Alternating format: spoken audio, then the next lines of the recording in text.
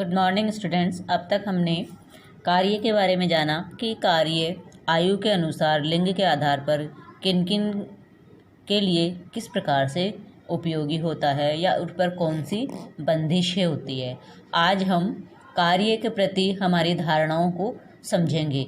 कुछ लोग होते हैं जो कार्य को एक नौकरी के रूप में ही लेते हैं, ठीक है, लेकिन हमें इसको नौकरी के रूप में न लेकर के एक अदरवाइज दूसरे कार्यों के लिए भी हम इसको ले सकते हैं। यानी कोई भी कार्य हो, चाहे वो नौकरी कर रहे हों या फिर हम अपना कोई पर निजी व्यवसाय कर रहे हों, बिजनेस, ठीक है, तो उनके प्रति हमारी धारणाएं कैसी होनी चाहिए। देखिए, कार्य के प्रति मनोवृत्तियाँ और हमारे दृष्टिकोण, यानी एक साधारण से रूप में इसको हम कह सकते हैं कार्य के प्रति अच्छी धारणा रखना, चाहे वो कार्य कैसा भी क्यों नहीं हो। कार्य के प्रति मनोवृत्ति केवल कार्य नौकरी के लिए ही नहीं होते, यह इसलिए भी होती है कि कोई व्यक्ति कैसे अपने कार्य की परिस्थिति को समझता है, कैसे नौकरी की परिस्थितियों और आवश्यकताओं तथा विभिन्न आवश्यक कार्यों से निपटता है।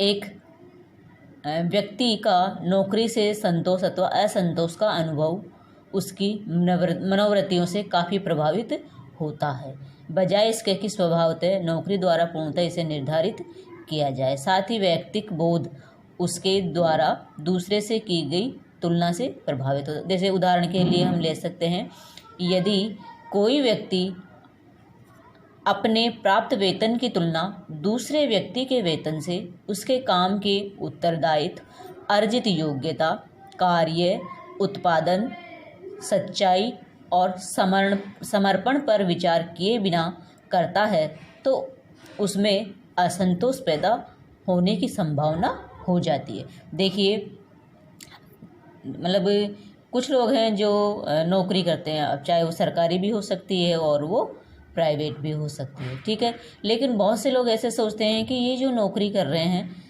इनके पास इनकम ज़्यादा है, बहुत अच्छा पैसा कमाते हैं और हम इनके जितना नहीं कमा पा रहे हैं। लेकिन हम उनकी मतलब नौकरी तो सबको दिखाई देती है, पर हम इस चीज़ की तुलना नहीं करते हैं कि उसका वेतन यदि अच्छा है तो क्यों है, क्योंकि उसका इतना ही बड़ा उत्तरदायित्व है, उसके पास योग्यता है और सच्चाई और उसके पास समर्पण है, तो वह इतना अच्छा कार्य कर पा रहा है, ठीक है। तो इससे क्या है, हमारे मन में सामने वाले को देख करके हम असंतोष महसूस करते हैं। अब ये हमारी सोच है कि सामने वाले को देखकर हम असंतोष महसूस करते हैं कि संतोष महसूस करते हैं। देखिए कि हम संतोष महसूस करते हैं कि असंतोष, ये हमारे ऊपर निर्भर करता है।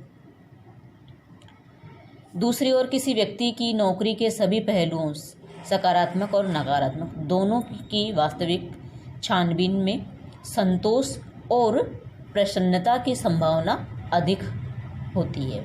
अधिकांश व्यक्ति प्रतिदिन अपना काफ़ी समय काम में व्यतीत करते हैं। अंततः कार्य की दिनचर्या का महत्व स्वास्थ्य की अच्छी आदत से जुड़ा हुआ है, जैसे स्वास्थ्यवर्धक भोजन करना, संतुलित भोजन और पूरी नींद लेना। अवकाश के समय की सक्रिय रूप में व्यतीत करने पर जोर दिया जाना चाहिए, परंतु अक्सर कुछ लोग काम को इस दृष्टि से देखते हैं कि उन्हें यह किसी प्रकार या कैसे भी करनी है और इसलिए कार्य को आनंद लेने में असमर्थ रहते हैं अथवा काम में आनंद की सोचते भी नहीं है। परंतु जब कोई व्यक्ति अपने कार्य को परितोष और सीखने के स्रोत के रूप में देखता है तो नौकरी का संतोष सुनिश्चित हो जाता है। यानी कि हम अपनी धारणा कार्य के प्रति सकारात्मक रखें। सकारात्मक रखते हैं तो हमें कार्य को करने में आनंद मिलता है। यदि हम अपनी सोच को नकारात्मक बना लेते हैं तो वह कार्य हमें क्या लगता है, वह कार्य हमें असंतोषजनक प्रतीत होता है। अब देखिए, दूसरी ओर कुछ लोग अपने कार्य का आनंद लेते हैं, चुनौतियों की उत्सुकता से प्रतीक्षा करते हैं,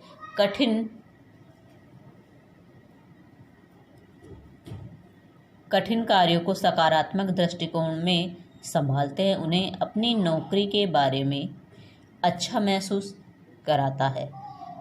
इसी प्रकार उनकी जीविका में प्रगति के अवसर और उनकी योग्यता, कौशल और ज्ञान का आदि का विकास होता है।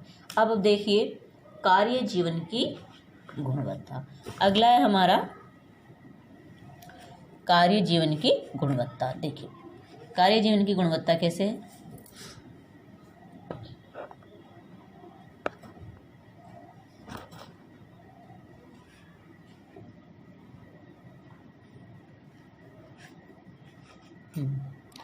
कार्य जीवन की गुणवत्ता यानी उपयोगिता या महत्व। कार्य जीवन का क्या, कार्य का हमारे जीवन में क्या गुण है, क्या उसका उपयोग है, कैसे उसकी उपयोगिता, क्या उसका महत्व है।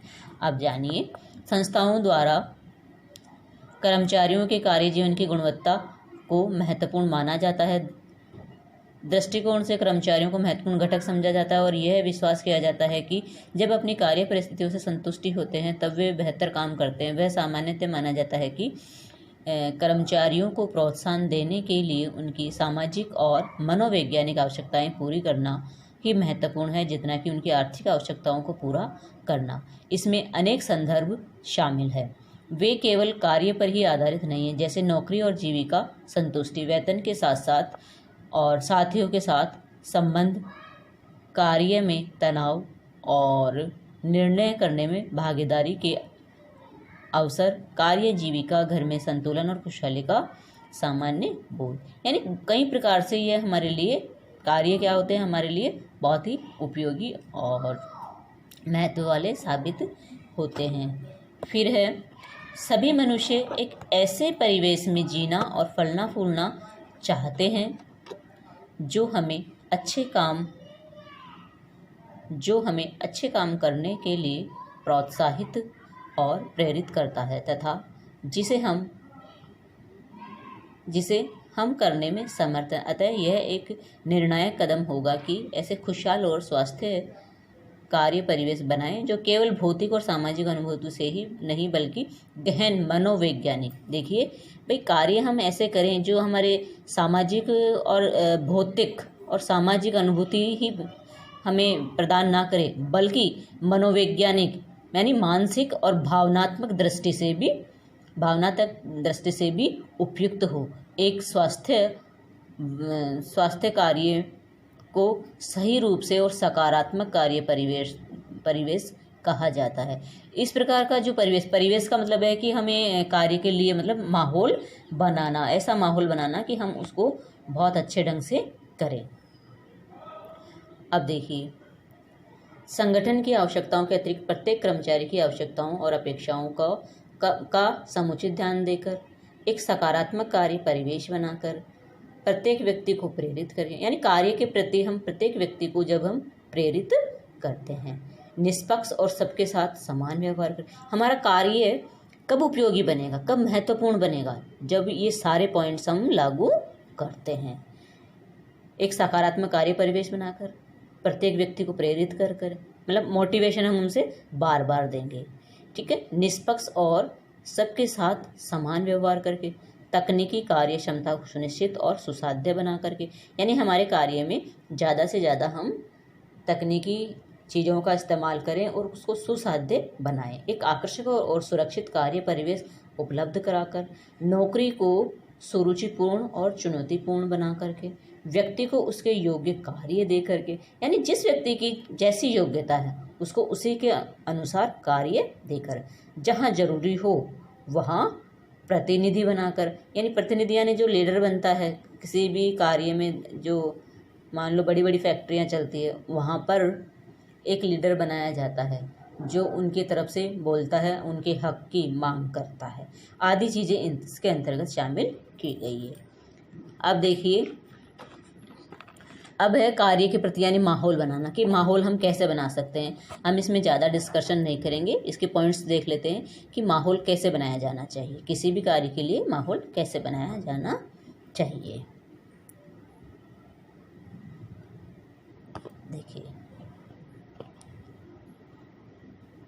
फर्स्ट पॉइंट इसका, संगठन संबंधी आवश्यकताओं के साथ साथ व्यक्तिगत कर्मचारियों की आवश्यकता और अपेक्षाओं पर समुचित ध्यान देकर कर्मचारियों को एक आकर्षक और सुरक्षित कार्य परिवेश देकर व्यक्ति से उसकी योग्यता के अनुसार कार्य कराकर, कार्य के अनुरूप व्यक्ति की उपयुक्तता को देखना, तकनीकी क्षमता को सुनिश्चित करके और उसके अनुरूप सुविधा देकर, कार्य को रोचक और चुनौतीपूर्ण बनाकर, टीम भावना और टीम उत्तरदायित्व विकसित करके, लोगों के साथ अच्छा व्यवहार करके, एक सकारात्मक कार्य परिवेश तैयार करके, प्रत्येक व्यक्ति को प्रेरित करके और कर्मचारियों के विकास के लिए दीर्घकालीन अवसर प्रदान करके।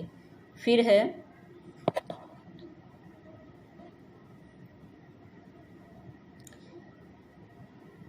कर्मचारियों में प्रशिक्षण के द्वारा आत्मविश्वास उत्पन्न करके, और लास्ट है कर्मचारियों को जहां उचित हो अधिकार देकर सशक्त बनाना।